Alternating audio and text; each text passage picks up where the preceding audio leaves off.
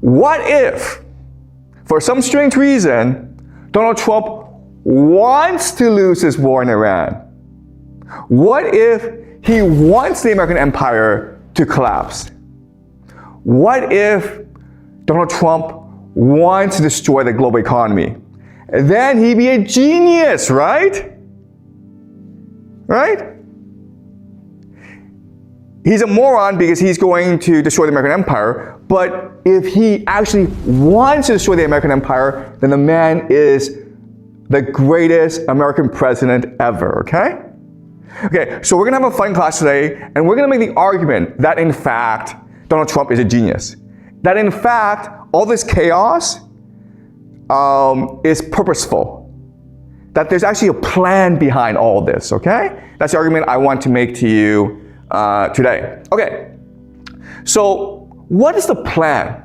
What is going on here? All right, so first thing to notice is that the world gets 20%, okay? 20% of its oil from the Middle East, okay? Primarily going to East Asia. So India gets about 6% of its oil from the Middle East. Japan gets 75% of its oil from the Middle East. So East Asia is heavily dependent on Middle East oil, okay? But as you can see, it also goes to Europe as well. And then also to the United States. All right, so the world is dependent on the GCC oil. If this war continues, if ground forces are used, then all the oil from the Middle East collapses. And JP Morgan has come out and said that by mid-April, the world will run out of oil. Okay? So this is a disaster for the world. But it's just much more than energy needs, okay? So because Iran is constraining movement in the Strait of Hormuz, we're seeing 7 major shortages. Okay, so yes, we know oil and LNG are being stopped. Okay, but actually the problem is much worse because look at phosphate, ammonium, sulfur, urea. This is food production. Okay, primarily used for fertilizers. In other words, if this war persists, not only will countries run out of energy, they'll also run out of food, okay? Also, look at this. Helium and sulfur are used for what? They're used for semiconductors, the production of semiconductors. You use helium and sulfuric acid in the production of semiconductors, which leads to AI, okay? So, in other words, this war in the Middle East, it's impacting everything in the modern economy, okay? If this war continues, the global economy could collapse. But again, we're making the assumption that Donald Trump is a genius, and this is all part of his big plan, okay? So what is his plan? All right, so, okay, we know that there's a lot of oil in the Middle East, okay? But, you know, oil is not as rare as people think it is. There's also a lot of oil in Canada. Venezuela has the world's largest oil reserves, okay? Russia also has a lot of oil. So in other words, if the Strait of Hormuz is closed, if this war in the GCC continues, it doesn't mean the world no longer has oil. All it means is the world is now much more dependent on North America and Russia for oil. And so the global economy now shifts over to North America and to Russia. Okay? So in other words, the United States starts a stupid war in the GCC in the Middle East. It can't possibly win. but it still benefits. Because now the world is much more dependent on North America, okay? Why is Venezuela important? Because America just took over Venezuela in January, okay? And look, Canada has a lot of oil, and Trump is threatening to take over Canada, okay? So now let's look at who needs the oil. Well, this map tells you that if you're in the red, you consume more oil than you export. And who are these countries? Well, they're Europe, okay? And they are East Asia, as well as Australia. Okay? So, yes, I understand Donald Trump's an idiot. Yes, I understand that he's going to lose this war in the Middle East. Yes, I understand he's going to destroy the global economy.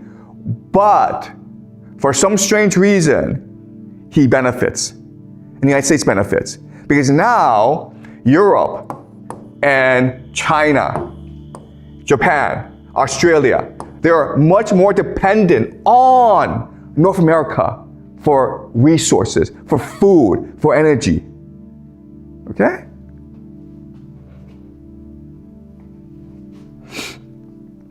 All right, food. Okay, so nitrogen is important for fertilizers. Okay, you need nitrogen for fertilizers. And as you can, and what this map tells you is that if you are in the blue or the light blue, it means you produce more nitrogen than you need, so you exported it. If you are not in the blue, then you're kind of screwed. Okay, so basically, this area especially. This area, okay? Europe, as some parts of Europe, okay? So now they need more nitrogen. And again, before they were getting a lot of nitrogen, ammonia, from the Middle East. And now, where are they forced to get the nitrogen? From here and from here, okay? So again, yes, I know Donald Trump's losing this war in the Middle East, but in the long term, America stands to benefit.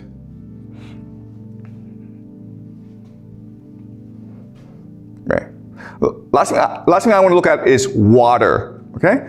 Water is important because water tells us which areas are the most stable. Basically, if you have a lot of water, you're less prone to conflict. But if you don't have that much water, then you're prone to conflict, okay? So we look at, so if you're in a dark blue, you're good, okay? Nothing to worry about. If you are in the light blue, you are in a lot of trouble, okay? So if we look at this area, North America, pretty stable because lots and lots of fresh water, okay? If you look at Russia, pretty stable, lots and lots of fresh water. But if you're Africa, you're in a lot of trouble. If you're Europe, you're in a lot of trouble. If you are Middle East, you're in a lot of trouble. If you are Southeast Asia, you are not in that much trouble, but you are in some trouble, okay? So we already see how this map tells us where in the future, basically Russia and the United States, North America, are the most stable parts of the world with the most resources. And therefore, they are the most resilient, the most stable, okay? But if you go to Africa, Europe, Middle East, Southeast Asia, these are points of conflict in the world. So we can expect these places to become much more unstable over time.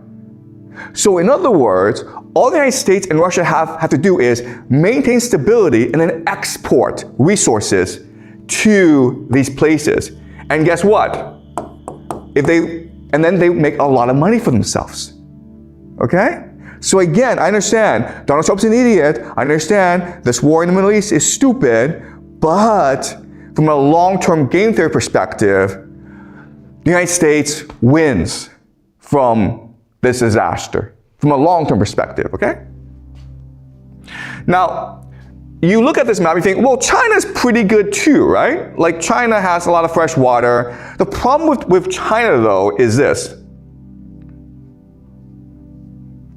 China sits on a lot of fresh water that Southeast Asia and India depends on, okay? So a lot of water is in the Tibetan Plateau, and it flows downstream into India and in Southeast Asia.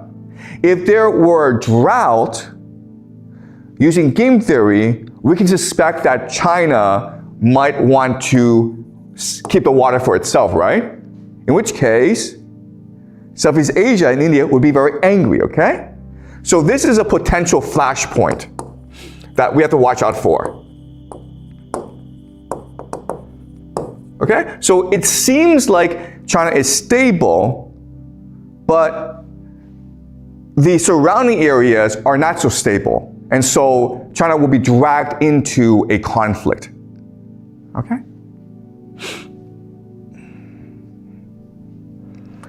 All right. So let's summarize what we've learned so far. So these are the countries with the most oil reserves, okay? Venezuela,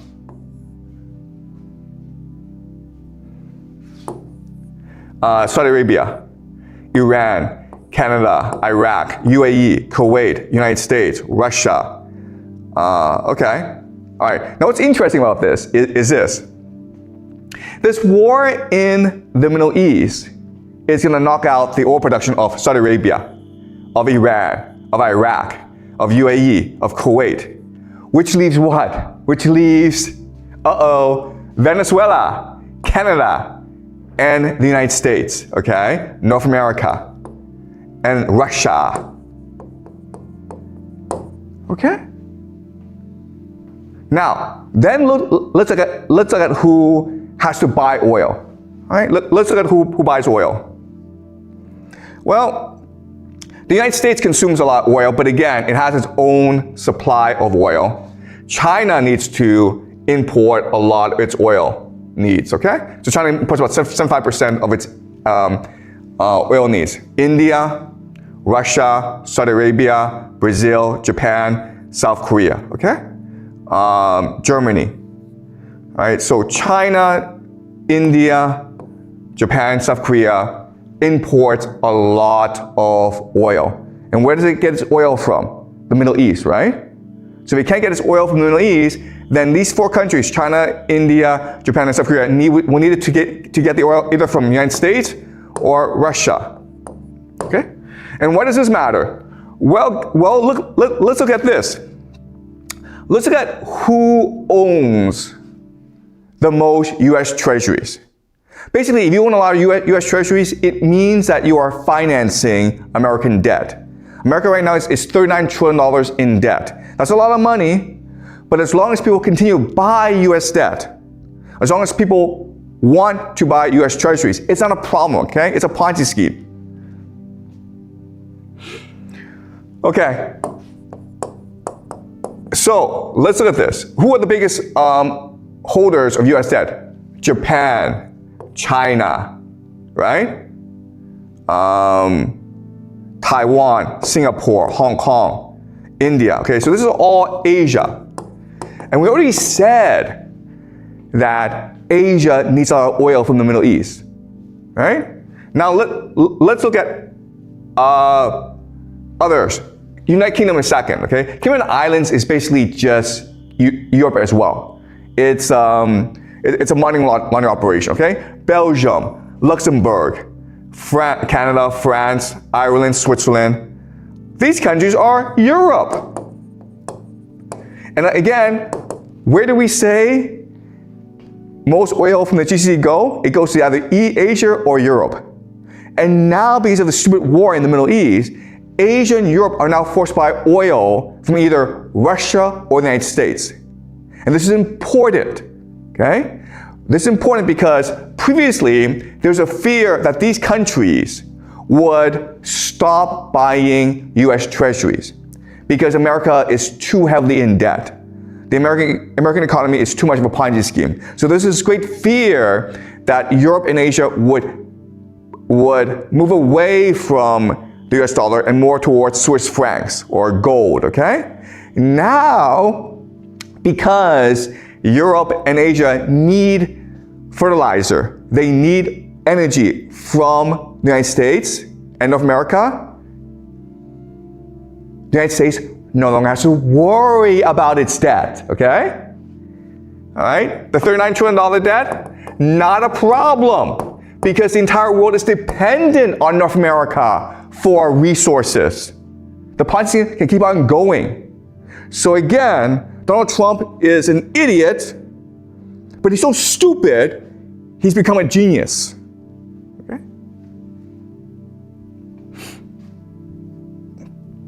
All right. Now you're like, wait, but Donald Trump's an idiot. Where would he get this idea from? How would he know how to do this? And the answer is because Putin has already proven that this strategy works in Ukraine. Okay, so let me show you how. Okay, so this is the war in Ukraine. And as you can see, the dark red are areas in which Russia is contesting territory. The light red, the pink are areas in which Russia wants to gain territory. As you can see, Russia still has a long way to go. And we're already 4 or 5 years into this war, which means that this war can go on for another 10, 20 years. It's a very slow grind. And it's good for Russia. Yes, I know that Russia is losing a lot of soldiers, and I know that the Russian economy is suffering, but this long war of attrition is good for Russia. Why? Well, because first of all, what it does is it allows Russia to industrialize its economy. Okay? It allows Russia to center its economy around war production. Okay? So the red, as you can see, is total industry. Okay? And as you can see, it's been going up since the war started. All right? Overall industry has been going up as well. Unfortunately, industries that are not dominated by the military, that have no war purpose, it's actually going down. Okay? So it seems as though the entire Russian economy is being restructured for total war, for a long war. And that is the purpose, that is the goal. Okay, so again, the pink are military industries. The blue are civilian industries. And as you can see, the pink completely dominate the blue. And the trend is increasing, meaning it is possible in 4 or 5 years' time, Russia is primarily a war economy, industrializing to produce war weapons, okay, munitions. Specifically, drones, okay? These are drones. All right. So, before, at the beginning of the war, Russia was dependent on Iran for drones, okay?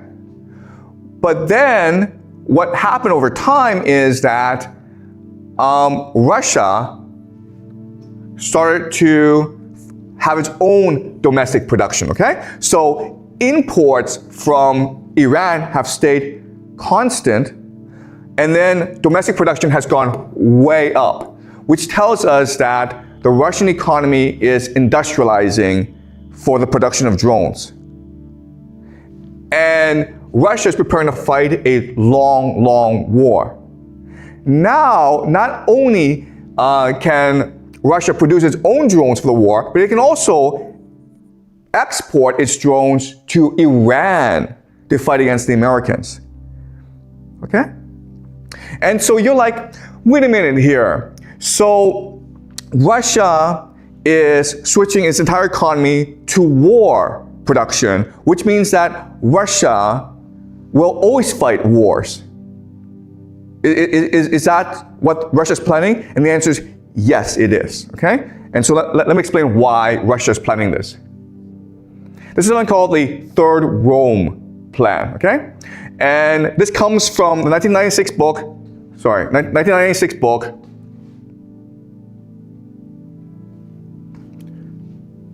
Foundations of Geopolitics, okay? By Alexander Dugin, who I think is one of the smartest geopolitical thinkers alive today, okay? And his argument is this. His argument is this unipolar moment of American dominance, it's going to fade away because it's too much focus on secularism, individualism, liberalism. And these ideas break apart community. These ideas are anti-human. So eventually, Western society, Western civilization will collapse because its values are abhorrent. And when it collapses, this gives opportunity for Moscow to become the third Rome, okay?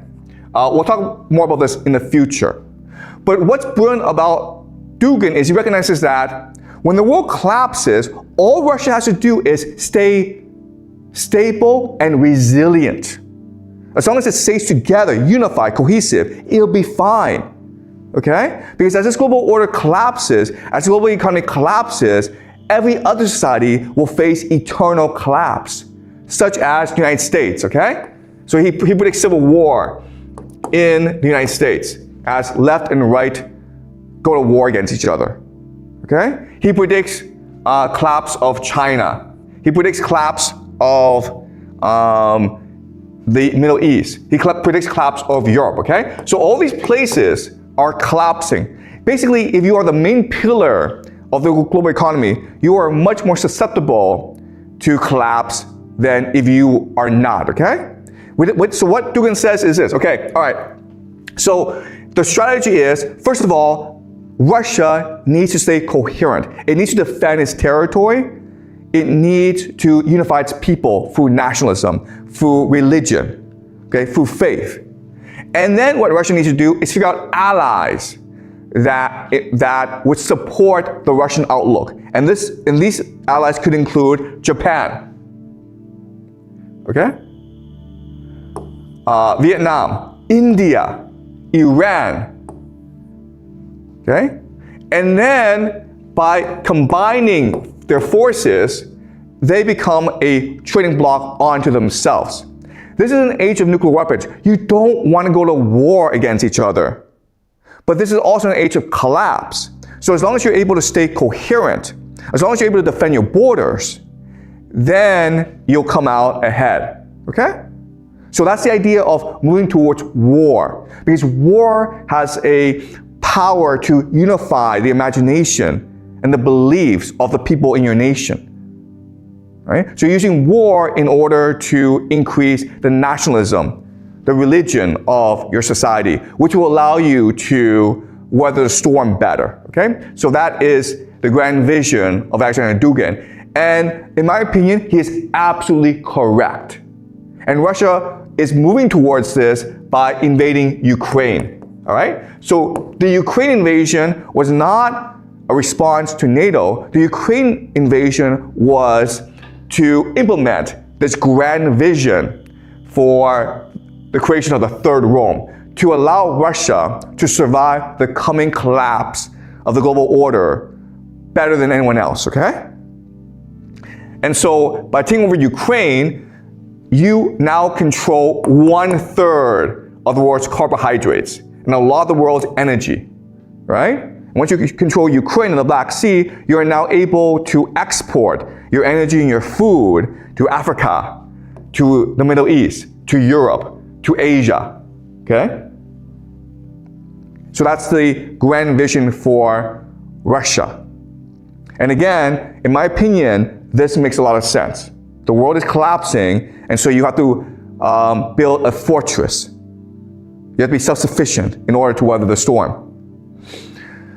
So given this, America is like, well, we can do the same thing, okay? And so the grand plan for America is something called